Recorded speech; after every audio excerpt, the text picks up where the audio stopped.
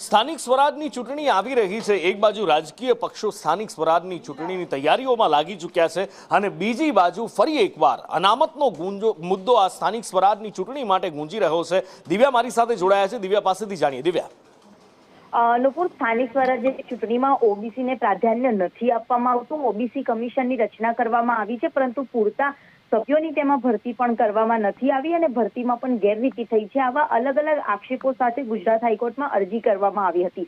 સ્વાભાવિક છે કે રાજ્ય સરકાર તરફથી કોર્ટમાં આજે જવાબ પણ એફિડેવિટ સ્વરૂપે રજૂ કરવામાં આવ્યો હતો। જોકે અરજદાર તરફથી જે એફિડેવિટ રજૂ કરવામાં આવ્યું એ પૂરતી માહિતી વિનાનું અધૂરું હતું, જેને લઈને ગુજરાત હાઈકોર્ટ દ્વારા માર્મિક ટકોર અરજદારને કરવામાં આવી અને પૂરતી માહિતી સાથે જે રજૂઆતો કરવામાં આવી છે, અરજદારની પૂરતી રજૂઆતો શું છે તે તમામ મુદ્દાને આવરીને વધુ એક મુદત આપવામાં આવી છે અને આવતી મુદતે રાજ્ય સરકારના એપિકમાં સાથે જ અરજદારના તરફની જે રજૂઆતો છે, જે માંગો છે તે બાબતને કોર્ટ બંને પક્ષોને સાંભળશે। પણ અરજદાર તરફથી જે રજૂઆતો હતી એ પૂરતી માહિતી વિનાની હતી, તેને લઈને અરજદાર સામે ગુજરાત હાઈકોર્ટે નારાજગી